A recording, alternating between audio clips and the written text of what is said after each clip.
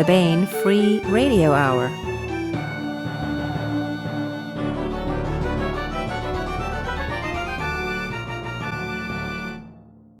On the podcast, To Hell and Back to Save the World, and discounts on the Elf Home series and more. Plus, we begin our audiobook serialization of Timothy Zahn's Cobra, all right now.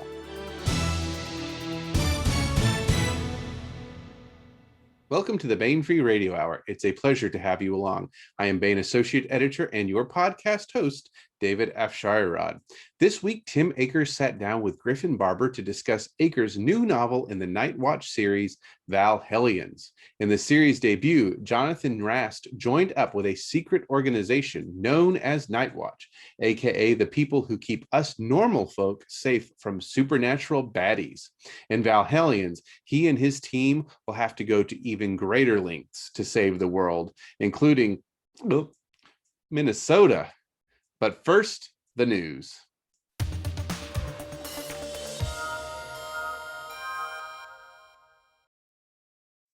This month marks the long-awaited return of Tinker in Harbinger.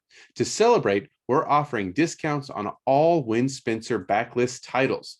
From past entries in the Elf Home series to standalone novels, there's something for everyone.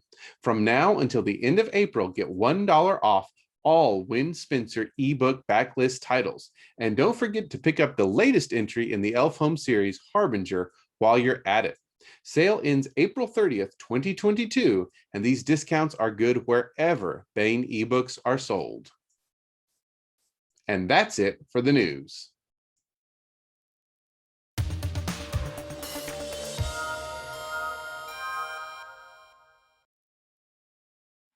Hi there, I'm Griffin Barber, your host for today's edition of the Baen Free Radio Hour. Welcome. Tim Akers is the author of a number of series ranging from the epic dark fantasy with the Hallowed War to a magical steampunk world with the Burn Cycle.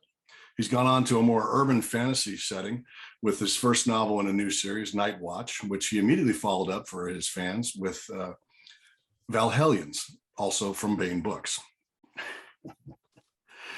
Hello and welcome, Tim. Hello. Hey, how's it going? Well, pretty good, pretty good. Well, we just to kind of let everybody know, we've known each other for what, 10, almost 12 years now? Closer to 13, 12 to 13. Closer to 13. Yeah, so there we go. We've known each other for a little while. So if we're a little less formal this time on the video, it's probably because we've known each other and interacted a few times, usually at a bar, but usually at a bar, yeah. Yeah. So, but the first question I wanted to ask you, of course, is always the hardest one. It's one of the things I like to ask. What's the coolest aspect of Valhellions for you? So actually, I have a counter question, because do you mean as a writer or as a reader? Because always as a reader for Baen Free Radio Hour, because we're talking to your fans. That makes sense. Okay, so for me, it is always, and this is true for most of my books, fight scenes, because when I'm coming up with the Night Watch books, both Night Watch, the original one, and Valhellions, I like to imagine sort of where the coolest fight scenes are going to be. And when you're doing like Norse mythology, you get to throw people together in Valhalla, right? You get to have Ragnarok appear on a high school football field. That's just the sort of thing that the game is, or that the world is part of. So yeah, just the fight scenes and stuff. That's sort of the core of it, basically. So, so did you stumble on that, or did you work your way to it, or did the characters dictate that, or do you kind of build, I want to set a scene on a football field because that's where the glory is, and clearly that's what's going to happen? Yeah, usually it's what's going to look best on the page. I like big cinematic scenes. That's really what it really comes down to. I keep a notebook of ideas, not a physical notebook, of sort of a document, a folder of things that I think are going to be kind of cool to work with, not just for Valhellions, but just for like all of my writing projects. And for about 8 years now, I've been trying to write a story about Freya's tears, which is an element of Norse mythology that are, she cries these tears that are theoretically regenerative, and they can bring people back to life and stuff. And I thought that's a really cool thing how can I work that into a story? And so I outlined an entire spy novel about German spies infiltrating Minnesota to try to recover Freya's tears from a lost Viking burial ground. I'm connecting sort of dots in my head from having read the book now. Yeah, exactly. And sort of the descendants of Valkyries that had to protect that. And I never wrote that book, but ended up using a lot of that for Valhellions. Like when it came time to write the Norse Night Watch book, I'm like, this is going in. This is going in. And that was one of the things that I noted was that it seemed you had quite a bit of affection and deep understanding of what was going on with those the Norse mythology and that kind of thing. Freya is a goddess of death, right? Or kind of, yeah. Freya actually owns half of Valhalla. Is only half of the afterlife. Half the dead go to Valhalla, and half the dead go to Freya's realm, Folksvanger, which is the people's field, right? And there's not any indication in any of the mythology as to how you choose which way we go. We like to think of Valhalla as being, those who die in battle. It's not necessarily the case. That they kind of go both ways. So yeah, she's, I can't remember whose wife she is right now, but she owns half of the afterlife. Yeah. So wanted to just kind of reflect on that when you're talking about the Valkyries and that kind of thing. I had a particular favorite character, but which character in Valhellion surprised you? Is that one of the characters that came over from the original Night Watch, or is it somebody new that you were like, oh, this is actually going to have to be a returning character? Yeah, so I don't want to drop any spoilers in this, but Solveig became something that she wasn't. Like, she was a throwaway character. Oftentimes I will get stuck while writing. Just I don't know how to put the next words down. I don't know where the scene's going. And I'll throw in what in my mind is a throwaway piece of dialogue just to get the gears moving. And Solveig's initial appearance in the book was that. She was just, I needed someone to start talking that wasn't the main characters talking to each other. Right. And she has this very early interaction with John. And initially, like, that was her entire role. And then as I wrote the book, I realized there were roles that needed to be filled that she could fill. Right. And I ended up rewriting a significant portion of the book just to kind of bulk her up. So yeah, she wasn't supposed to, I'm not going to say how she ends up, obviously. Yeah, but be as features largely as she did. She features largely in the story. Right. And initially was something, I mean, I do this all the time. I write dialogue and then end up cutting it just because it was only there to get me writing. Right. I can always tell in a book when the writer has done that and not cut it and should have. Right. But that's I have reams of scenes that are just like, Tim forgot how to write. Tim has to learn how to write again.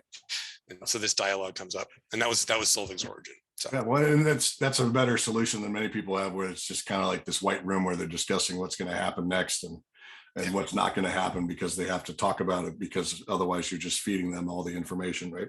So that sounds to me like it's a good way to work your way through that. I can't remember who was it that I can't remember who it was, but he said, when you're stuck, that's when the guys with the guns storm in. Yes. And I thought that was a great. And there was a shot. Yeah, I think that was a great solution too. But there's only so many times I think you can do that in one book. Yeah. So I don't know if that would work necessarily. Do you do that at all? Have you done that at all in Valhellions, or? Yeah, the sudden introduction of violence, absolutely. I mean, that's, there's got to be a way for the plot to move forward in unexpected ways, and having Valkyries crash through a ceiling or something, that's right. Definitely. And that was one of the cooler things about this, is that the setting also, obviously, when you're dealing with Valhalla and Valkyries, you're gonna, why aren't you having big battles? Your reader's gonna be like, oh, well, yeah, well, there are. So, yeah, of course, they're gonna pass through the ceiling, and yeah, so that's neat. All right, so I've always enjoyed your writing in Norse mythology as well. So when I read all the Norse aspects of Valhellions, I was in Valhalla myself. Tell us what excited you about weaving those Norse myths into the Valhellions. We kind of already touched a little bit, but yeah. Well, I mean, Norse mythology is bonkers. Like it is next level nuts. I mean, a long ship made out of toenails. That seems insane. A giant, wolf that is going to eat the moon at the end of the world, but is held in place by a ribbon that is made at least in part by the whiskers of a woman's beard. Like that is freaking nuts. So it's hard not to have fun with Norse mythology because it really is just so over the top. And that really fits in well with the Night Watch world because, the kind of like, when you look at it, and you read it sort of straight, you could read it straight, yeah. But the Night Watch way of doing things is to kind of like go a little bit overboard. So it was already overboard. It was just a matter of kind of pulling it back. So yeah, there are just so many great scenes and images and stuff that lend itself directly to Night Watch and its well, and then also the connections with both some of the hidden heroes that you have that kind of crop up, the veterans of wars and that kind of thing, as well as the villains. I mean, you have the best automatic villains possible. Yes. Yeah. So it's really kind of neat to be able to weave that in. And those villains were huge fans of Norse and German mythology. Yeah. So yeah. Yeah, again, like a lot of this goes back to my fascination. I've been doing a lot of research on World War II for other projects, and there's just so much there that fits well with Nazi fantasy novels that it's really hard to stay away. And I mean, a lot of the origins of Night Watch in the first book, they talk about, we're in World War II, we had this machine and we were involved in the D-Day invasion and stuff. And it's still left kind of in question as to how that all worked out. Right. And then some of those things are answered, but there's bigger questions asked as well during Valhellions, which I admired. It was really well done as far as because the throughput is basically you have a big mystery going on is what's behind all this. Right. You start to answer some of the questions that were asked in the first book. And now we get to answer some other questions, but then raises to more questions, which is a very organic and realistic kind of world, even though we're dealing with this fantastic and urban fantasy setting. I think it was really well done, Tim. Well, I think one of the things, I want to touch that real quickly, one of the things that makes urban fantasy so good is when you can, you get that throughput, right? I mean, the books are designed to be read. You can pick up Valhellions and read it and not have to worry about Night Watch at all. I encourage you to please read the first book, but you don't have to. The thing that works with Butcher stuff, with the Dresden Files, is that long-term character development, and that's kind of something that I'm trying to do with Night Watch. Reveal things, but only a little bit at a time, and establish long-term villains that are recurring features that keep coming back and keep screwing with the team. So. Well, and tools that you kind of explain how they came to be in their possession as well. Right. Speaking of toenail ships and whatnot. Yeah, the Nihilfer, right? It features heavily in book 3. There's no way to not include the toenail ship. Well, what I liked about that one is this one in particular is that in the first one it's gross and it's nasty and everything else like that, and then something happens in this one and they're like, well, damn, I wish I had my toenail boat back. I missed the toenails. Exactly. I missed the stench and the transport. Exactly. So, that's a really cool way to kind of project it's a character into the world. It projects life into the world, because having worked in patrol cars for many years, certain patrol cars had a funk.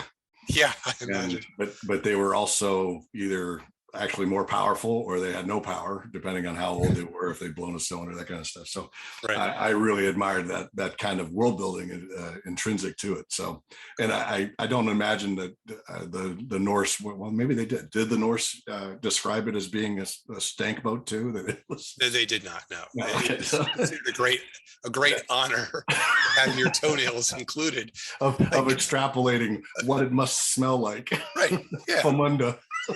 I mean, it was a long time ago. Nobody took showers back then, so maybe they didn't notice. You never know. Especially, yeah. And then you combine that with seawater being wet most of the time. Right. Yeah, exactly. Ugh, this is awful.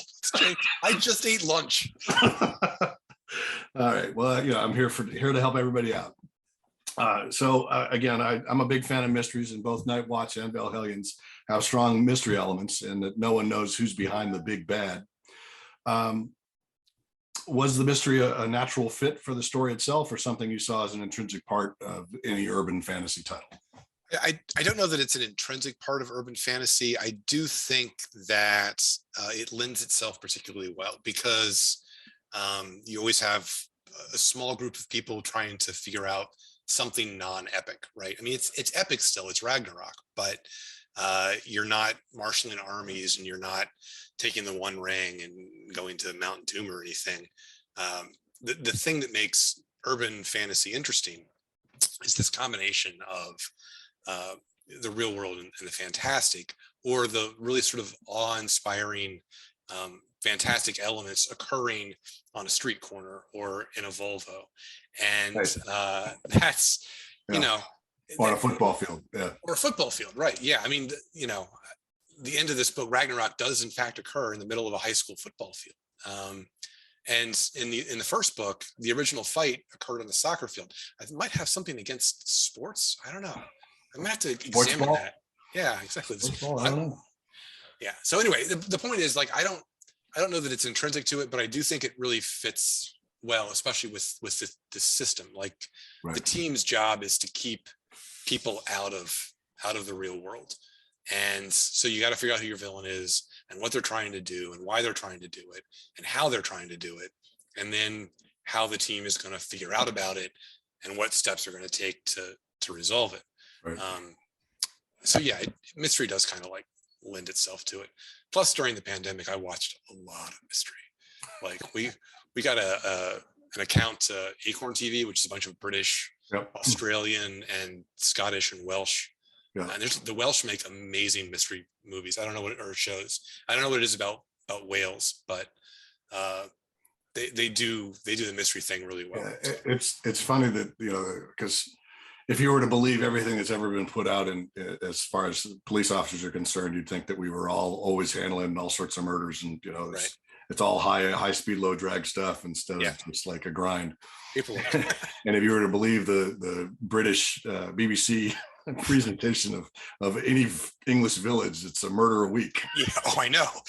Do not go to small villages in England. No, they are murder capitals. Between the priest, the nun, and the actual cops, you're going to have at least 3 murders a week. Exactly. No matter how small your village is. Constant stream of dead people. Yeah. Or people being murdered. So yeah, I love them too. I mean, Brother Cadfael is one of my favorite ever. And then there's a really good Italian series too. I can't remember the name of it.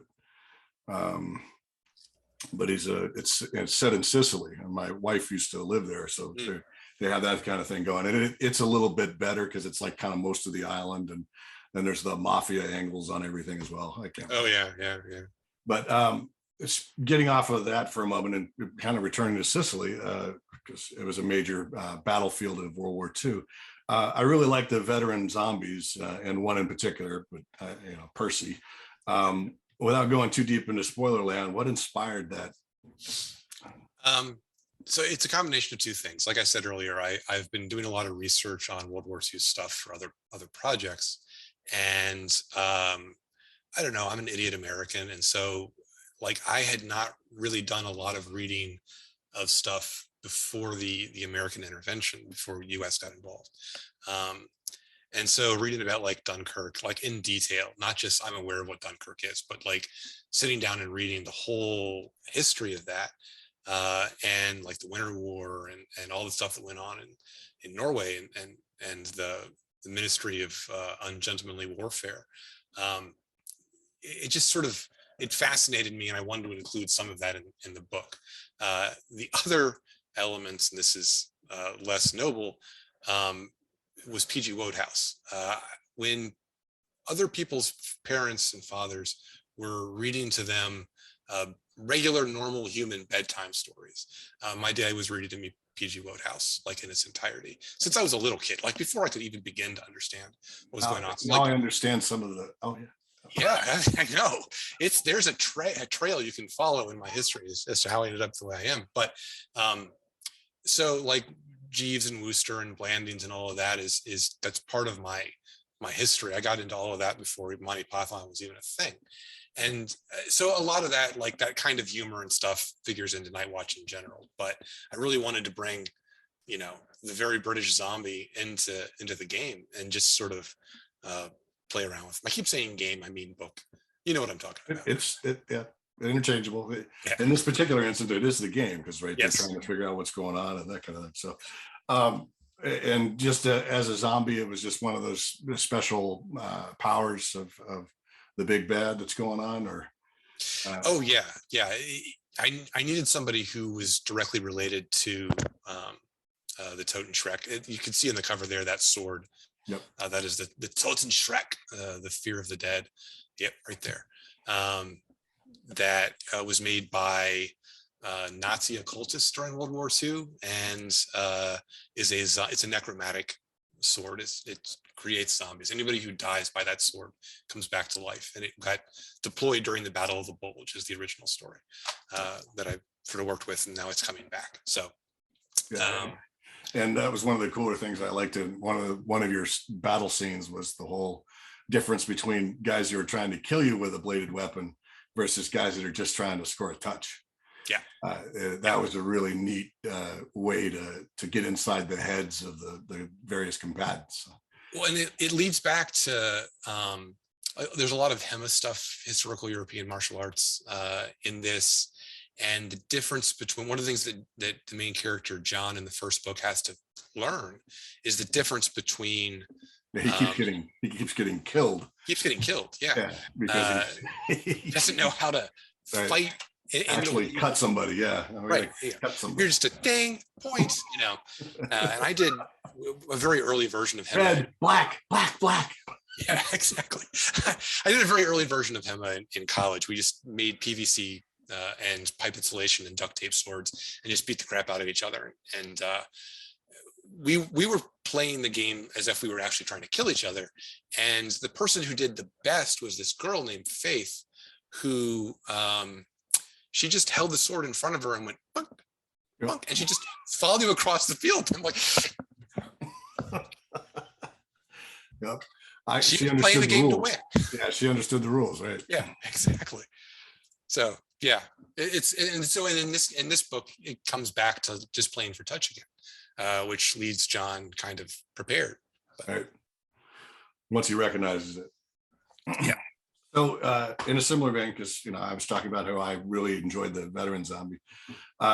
Which character from Valhellions would you want to avoid like the plague, and why? Fenrir, right? He's just a big nasty dog, and he's obsessed with the moon, and is not going to give you, the time of day. Trying to figure out. Yeah, mainly, I don't know. Fenrir is probably my best answer. I kind of liked Fenrir, but I guess it's because he's a lot of fun. That's the problem. Like a lot of these characters are fun. Oh no, you know who would be is Mr. Valhalla, because first of all, he's naked, right? And secondly, he's just super intense, right? Just to give the viewers an idea of what I'm talking about here. Valhalla they run annual beauty pageants for the Vikings who are there. They saw a beauty pageant in Kansas City at one point. The Valkyries did, and we're like, yeah, we're doing that. And so the opening scene of you arrive in Valhalla and you think everything's going to be Valhalla, right? And there are guys playing volleyball in like little bikini shorts and dudes, flexing and stuff. And it's meant to be, super over the top. But yeah, the last year's champion just stands at the gates, and as the participants arrive, he just leans over them and yells, "You are not worthy!" "You are trash. I will wear your entrails like a crown." And everyone's just like, "All right, dude, chill out." He was pretty intense. Yeah. So I think I would avoid him just Yeah. on first Really, because principle. it's, I mean, he's probably just your favorite jock from high school, right? Yeah. High school. I loved it. So that being said, which character would you like as an ally? It would be a cross between either Chessa or Saint Matthew. Because who doesn't want to hang out with, a hyper competent elven warrior princess? And then Saint Matthew, he just seems like a good guy to get a beer with and talk theology, which is sort of like, that's my box. That's Right. that's my zone. And get drunk and talk about God. That's core to my understanding of how things work. So Sounds like you're still. That sounds like my college days. That's Yeah. probably why I didn't graduate. yeah, I did eventually. It just took a little longer than it was supposed to. As an ally, and then is there any instance or domain from Valhellions that you would like to live in or visit? I mean, I wrote John's domain kind of as my ideal thing. So John lives in a cabin in a very scary forest. That almost literally is my childhood. And all of the comforts of home, but also kind of the excitement and the weirdness and the creepiness just outside the door, and the opportunity to kind of like wander those primeval forest lands. It's definitely what I would want to spend my time doing. As frightening as it is, it's just a lot of right. Yeah, because it is like everybody else. I loved it when everybody else finally comes to his domain. They're like, "This kind of sucks, man. We don't want to be here. This is awful. Why are you living here?" Yeah. Chessa lives in like a forest city or a tree city with half naked elves, and everybody's pretty. Everything's beautiful and great and stuff. And you go to John's and everyone's trying to kill you and the trees eat you. And yeah, it's terrifying. Hey, so the soup's good. That's right. The soup is good. We got to remember that one.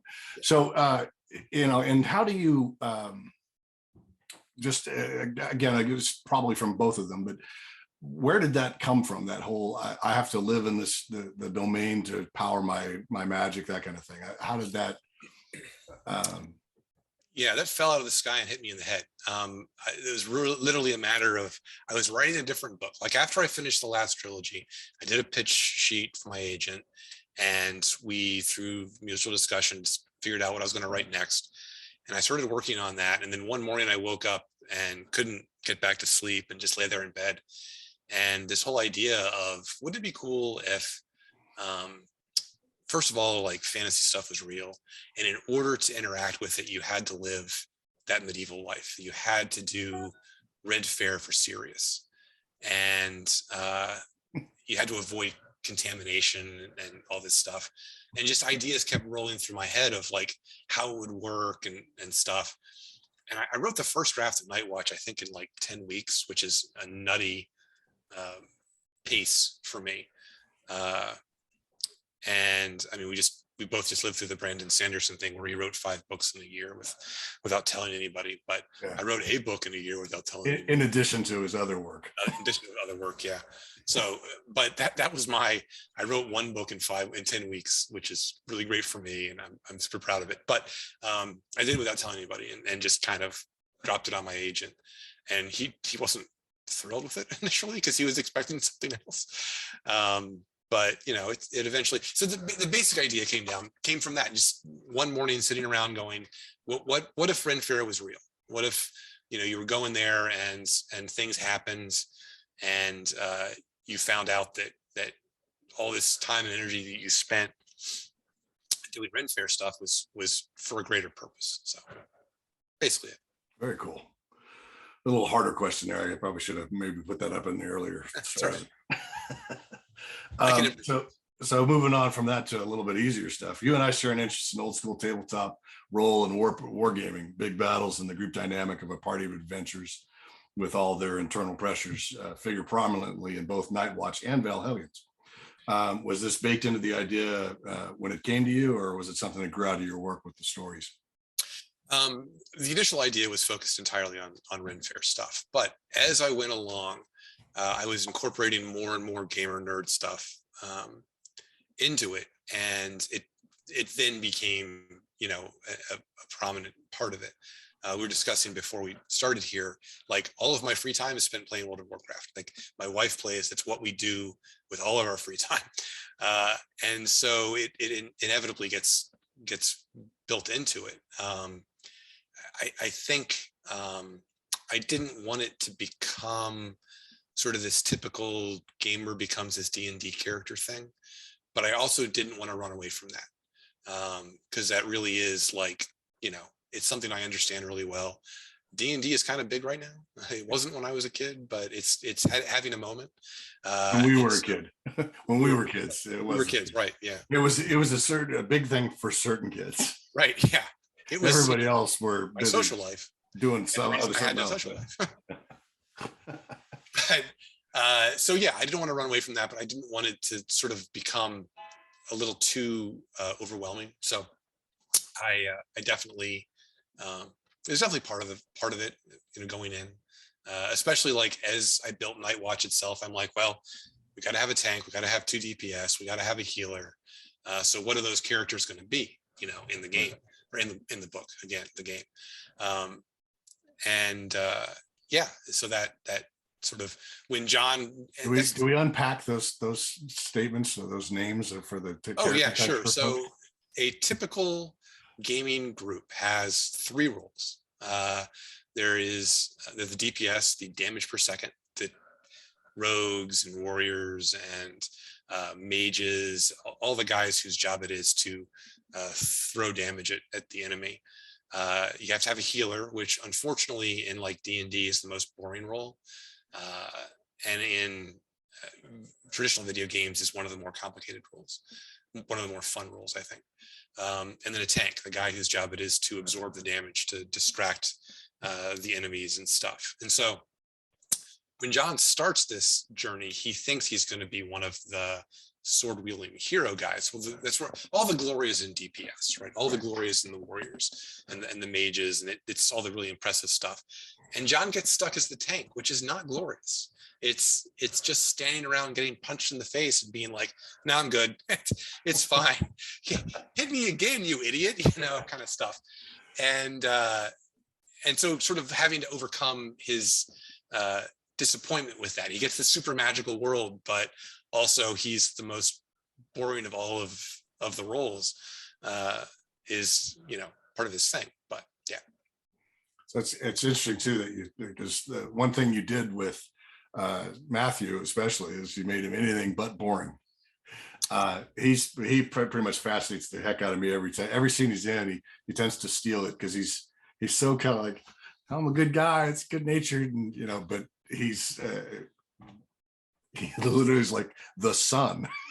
Looking at him is intense. So I think that was really interesting that you talk about the most, and again that even for the tank, your main protagonist John is he has that disappointment, but he also has a sharp tongue. So part of the fun with listening to any dialogue he's participating in is talking smack. I mean, especially his names for the bad guys. Yeah. The edgelord. Yeah. Oh yeah. Really fun. Really fun. Edgelord. Yeah. In the short story that I wrote for the release of Valhellions, one of the bad guys, or the main bad, or a bad guy, is this elf. And I can't remember what his name is exactly. It's this long, sort of elvish Tolkien sounding name.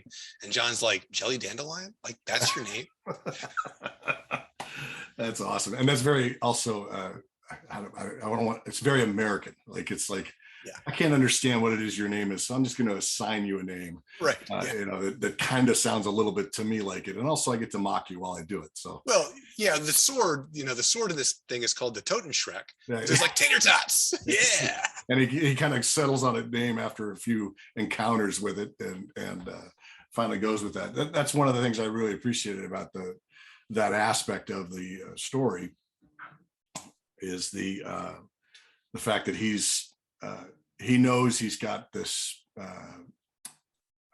challenge ahead of him, and yet he's going to go ahead and mock it, which is another thing that a tank does. A tank attracts the attention so that it beats on him. He gets punched in the face, and none of the glass cannons that he's fighting for or defending get hurt as well.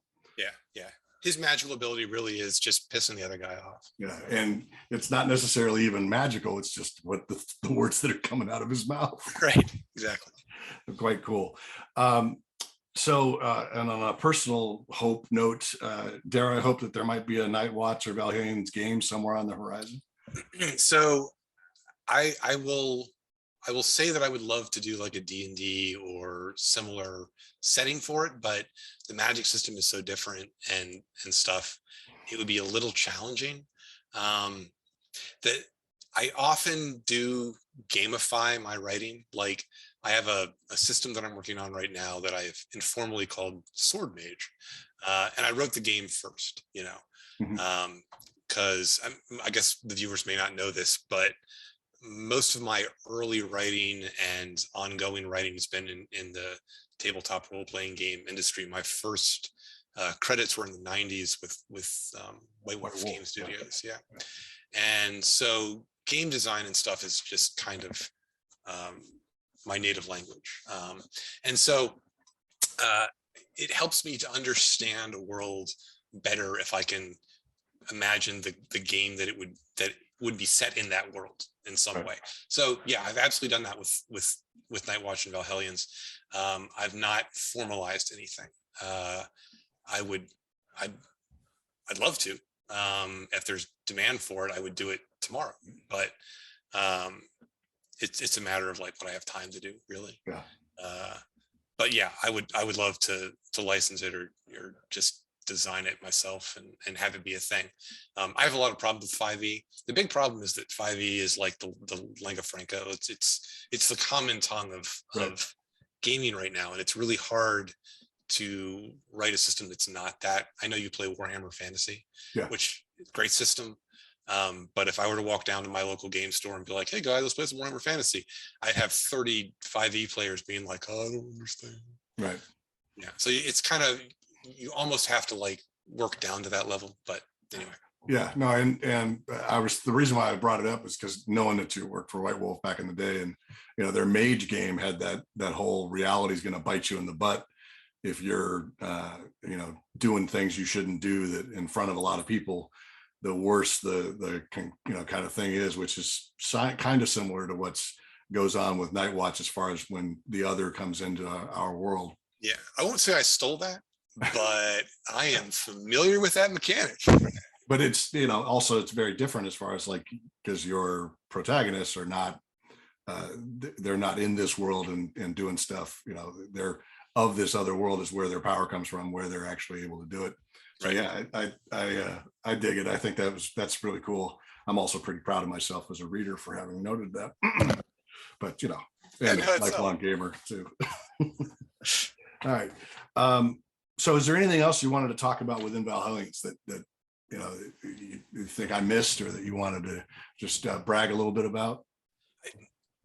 No, you've really hit a lot of the interesting stuff, and I'm concerned about like getting into spoiler territory. I will say that a portion of this book is a love song to the Midwest, and I have a lot of friends who live in Minnesota, and I'm concerned they're going to be angry at me. Like I know they have the book, and they've not yet responded to it.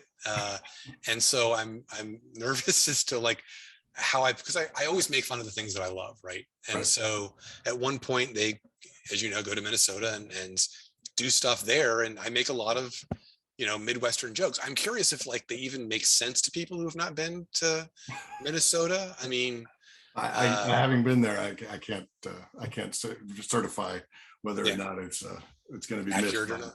Yeah. So we'll see, but there's a lot of love for the Midwest and stuff that's in there. So hopefully. Well, and that was one thing we haven't touched on too, is that if those of you that read Night Watch, and before you read this, you'll be gratified to know that there's some advancement in the relationships from Night Watch between Chesa and John. There's still more tension.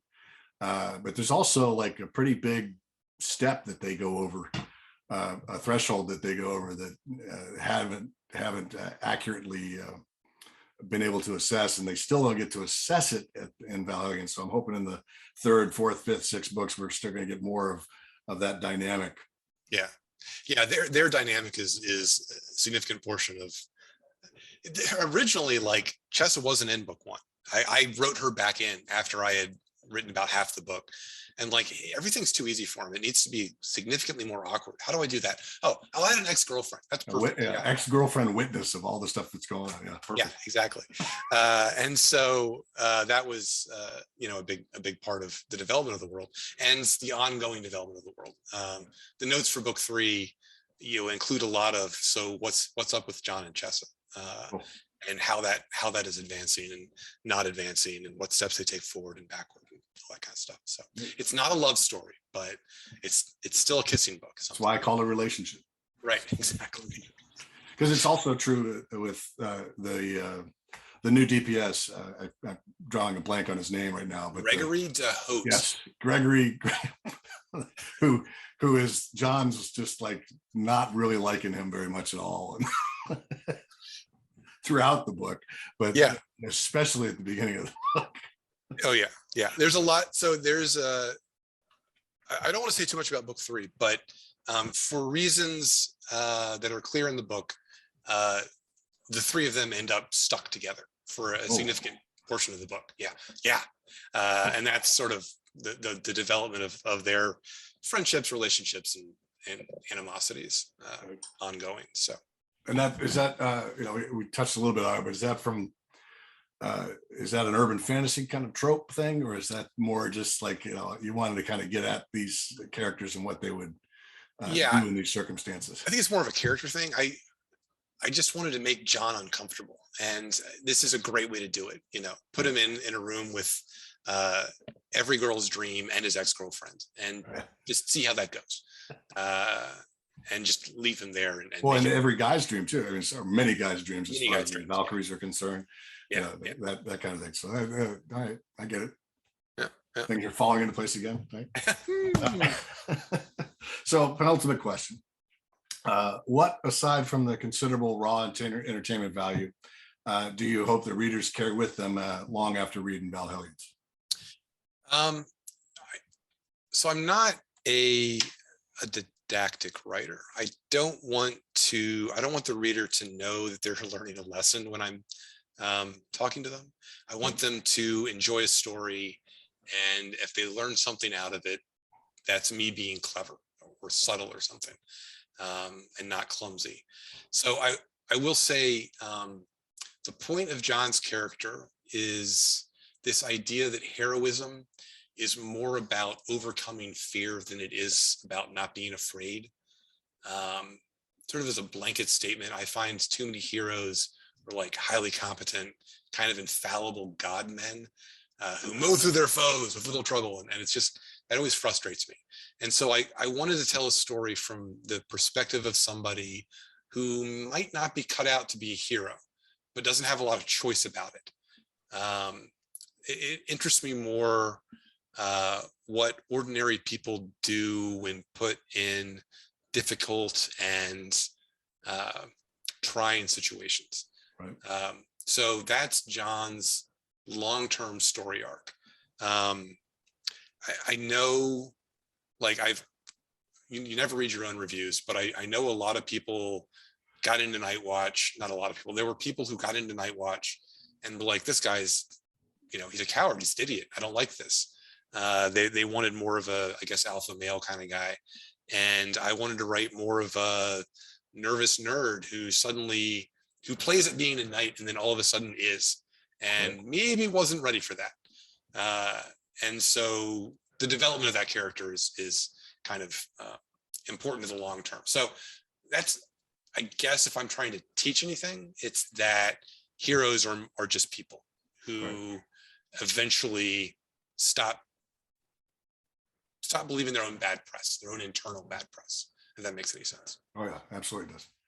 And it's true. I mean, for me, in any case, it's definitely the hyper competent guy who's, say, driving around the racetrack at 240 miles an hour, and risking it all, his behind in the $1 million vehicle that he's in. He's not half as heroic as the guy who's driving a lump of caca through city streets, trying to get it to so he can get emergency services to somebody who's been injured, that kind of thing. Yeah. And the levels of training that they have and risking their behind and experience, they may be commensurate, but what they're risking it all for is an entirely different matter. Yeah. And so, I get that. And I think it's an admirable quality to strive for in communicating. And I think you're reaching it, because again, that's one of the things about John, because also while he talks a lot of caca, for want of a better word, he does so to make himself, to kind of trigger himself too. He's not just trying to make the other person attack him, which is heroic in itself. He's also trying to make sure that he can amp himself up to do the hard thing that is necessary to overcome the action. So I think that's really, really neat. And I think your fans are going to really appreciate that. Because that's the other thing. I mean, when people complain, like you're saying, about reviews and that kind of stuff, is like, okay, you can have your vanilla, or you can have the salt, sweat, tears, blood, the more realistic, for me, heroic thing. That's one of the reasons why you're talking about like my playing Warhammer kind of thing. I'm not a huge fan of D&D because it's so bloodless. Compared to Warhammer, where critical tables. I got to have some critical. The only thing that exceeds Warhammer for critical tables is Rollmaster. I was going to say, I started in Rollmaster. I started in MERP, and then I went to Rollmaster. I just saw our friend Kyle just sent me a meme where it's like, there's a bunch of difficult things being talked about, and the ender for the meme was, "Oh yeah, I used to convert D&D characters into Rollmaster." No, there's nothing more impossible than that. So in any case, going on, so we asked this penultimate question, and the last question: are there any conventions this year that we can hope to find you and catch up with you, maybe have a drink with you at the bar this year? And what other work do you have in the pipeline for your fans? Sure. So I'm probably one of the very few people who didn't mind the pandemic lockdown, because I'm a hermit. And I liked not having to come up with an excuse to not leave my house. But part of the job is going to, and actually I really enjoy conventions. Obviously, that's where we met. That's where I've had some of the best times of my life. But it is this year I'm a little kind of in the lurch. So I'm going to Worldcon because it's in Chicago. I live in Chicago for some reason, and so I'm going to be in Chicago this year. It's probably the last Worldcon I'm going to attend for a very long time.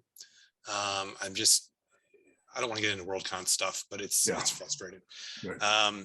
So I did that, and I'm going to Adepticon, which is a very large wargaming / role-playing game convention here in Chicago.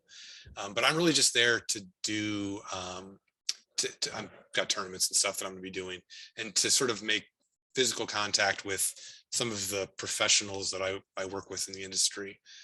Weird Games, the guys who do Malifaux, have just been feeding me work over the course of the last 4 or 5 years. So every chance I get to, and the way that I got that job was by walking up to the booth at Adepticon and being like, "My name's Tim, here's my CV. That's one thing we haven't talked about much, but with any of the authors, as far as I'm concerned, is that's where conventions, they're not just good for the authors to interact with fans, they're good for the authors to interact with everybody. Yeah, I think 99% of the value of a convention for authors is meeting other authors, meeting professionals. Yeah. There was a World Fantasy in Madison. There was a tour books room party, and I met Brandon Sanderson for the first time. So I met my agent, and I met one of my future editors, Lou Anders, and a guy named Daryl Gregory, who, Daryl, he's good people. And within 10 minutes, I met all of those people for the first time. Well, and we met at World Fantasy in Ohio. World Fantasy Columbus, yeah. And that's, those making those connections is I don't want to say critical, but very important for Well, if nothing else, to meet your tribe. Right. Yeah. We're and- all spread apart. Yeah. And there's no other way to meet them. And especially for for the fans, to be able to talk and interact with somebody who's created something that you enjoyed, and in this case, the Valhellions, and moving forward from there, and knowing a little bit of the history of the games that are involved, that kind of thing. For me, Chuck Gannon, a bunch of other Baen authors that I've met, Dave Drake, all of them were through conventions that I first encountered them, including yourself, Daryl, that kind of thing. So I'm kind of bummed that you're not going to be going to a Liberty Con or a Dragon Con. Well, I'd like to try to get to Liberty Con. It's sold out. Yeah, it sells out in like 5 minutes. It's ludicrously fast. Yeah, so I'm going to try to get there. I have a lot of family in Western North Carolina, obviously still. So I'd like to try to get there, but I don't currently have plans to do it. Not going to Gen Con this year because it's kind of a show. Not really planning to do that. Next year is the year that I'm really kind of, I'm going to do Dragon Con. Hopefully we'll be able to dig out from underneath all the current COVID restrictions. It'll be a little safer to know that you're going to be able to do that. I want to go to Fantasy next year. That's sort of one of my goals because it's in Raleigh, and I need to I want to start getting hooked back into Carolina fandom because my long-term goal is to move back there, and I haven't gotten to it yet. But I want to start making those connections sooner rather than later. So, what about work? What have you got coming up? Contracts are weird. So I don't want to say specifically, but I'm writing the third Night Watch book right now. I have an epic fantasy novel that was the book that I was supposed to be writing when I wrote Night Watch. And that's coming out soon. That's got an offer, but the contract's not signed yet. I don't know what order those books are going to come out. That's sort of on Baen to decide how they want to do it. Mm-hmm. Those are the two main things. The fantasy book is, I have an entire world in my head. Whether it's, ends up being more than just the standalone that I've written, we'll see. But that's one of the kind of the guiding lights I've had is that don't write a series, write a book. Write a book, complete book, and see if it sells. And if it does, then you can go ahead and see what you can do to make it a series. Yeah. Leave the seeds there, but don't, push it out. I will say, there's a throwaway line in Night Watch about Nick Tesla, and that is the origin for book 3. So I'm still seeding things out of that initial burst of energy from Night Watch. Well, sometimes, some folks have done it unintentionally, so it's good that you put it in there and can sit and rest, and everybody can look forward to having a third or fourth or fifth or sixth book. We'll see. I hope. It'd be nice. It'd be nice. So we'll see. That would be nice. All right. So you have some things under contract, no short story work or something coming out or anything like that? I suck at short stories. Every time I write a short story, they're like, I disagree. I disagree. I've read your short stories. They're good. Well, I struggle with them. Let's put it that way. I've got a bunch of stuff. Again, Weird Games has hired me, and I've signed an NDA. And all right, I'll get off of it since it's NDA land. I'll get off. Yeah. I'm doing something for them. I can't say what it is. Okay. But yeah, that's pretty much it. Yeah. Well, thanks very much for coming on the show and talking to us about Valhellions. Once again, folks, Tim Akers, Valhellions, going to be available on the 18th, I think, or this will be up on the 18th. The book Valhellions is in stores. The Valhellions is actually in stores where Barnes and Noble has actually figured out that they can, bring it in. Stock them. All right, it's great talking to you, and I hope everybody enjoyed this edition of the Baen Free Radio Hour. Bye.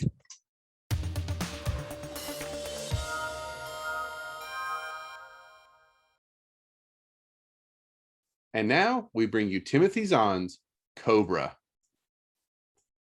Earth's only hope was the Cobras. The colony worlds Adirondack and Silvern fell to the Troft forces almost without a struggle. Outnumbered and on the defensive, Earth made a desperate decision. It would attack the aliens not from space, but on the ground, with forces the Trofts did not even suspect. Thus were created the Cobras, a guerrilla force whose weapons were surgically implanted, invisible to the unsuspecting eye, yet undeniably deadly. But power brings temptation, and not all the Cobras could be trusted to fight for Earth alone. Johnny Moreau would learn the uses and abuses of his special abilities and what it truly meant to be a Cobra.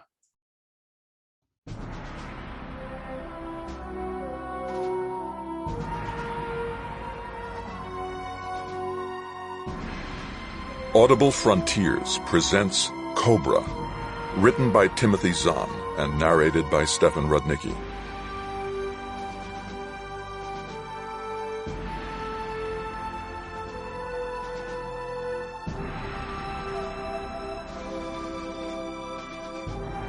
Trainee, 2403. The music all that morning had been of the militant type that had dominated the airwaves for the past few weeks. But to the discerning ear, there was a grim undertone to it that hadn't been there since the very start of the alien invasion. So when the music abruptly stopped and the light show patterns on the plate were replaced by the face of Horizon's top news reporter, Johnny Moreau clicked off his laser welder and, with a feeling of dread, leaned closer to listen. The bulletin was brief and as bad as Johnny had feared. The Dominion Joint Military Command on Asgard has announced that, as of 4 days ago, Adirondack has been occupied by the invading Troft forces. A hollow sim map appeared over the reporter's right shoulder, showing the 70 white dots of the Dominion of Man, bordered by the red haze of the Troft Empire to the left and the green of Minthisti to the top and right. 2 of the leftmost dots now flashed red. Dominion star forces are reportedly consolidating new positions near Palm and Iberiand, and the ground troops already on Adirondack are expected to continue guerrilla activity against the occupation units. A full report, including official statements by the Central Committee and Military Command, will be presented on our regular newscast at 6 tonight. The music and light pattern resumed, and as Johnny slowly straightened up, a hand came to rest on his shoulder. "They got Adirondack data," Johnny said without turning around. "I heard," Pierce Moreau said quietly. "And it only took them 3 weeks." Johnny squeezed the laser he still held. 3 weeks.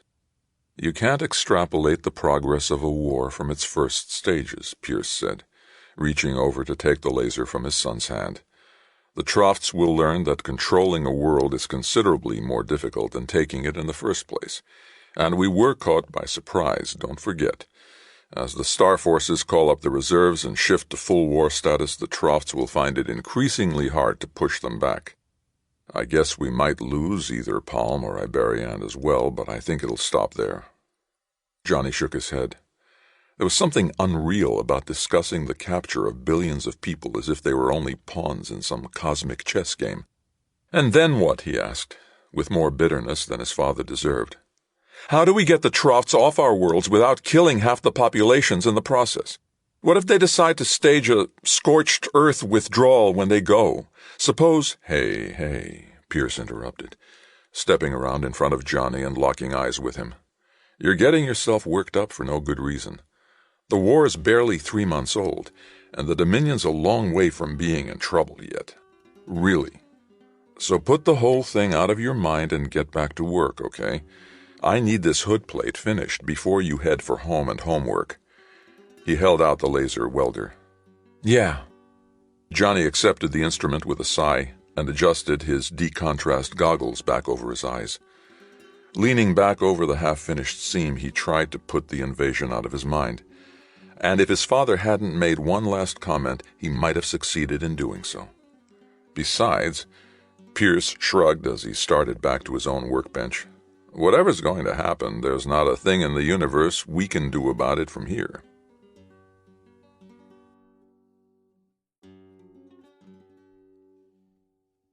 That was the first installment in our ongoing audiobook serialization of Timothy Zahn's Cobra. And that's it for the podcast. Thanks as always to Audible.com and podcast theme composer Ruth Judkowitz. Praise, thanks, and gratitude to Griffin Barber and to Tim Akers for sitting down to talk about Valhellions today. And good night, Tony Daniel, wherever you are. This is David F. Shirod coming to you from a soundproof bunker somewhere deep in the heart of Texas. Join us here next week at the hammering heart of science fiction and fantasy, and keep reaching for the stars.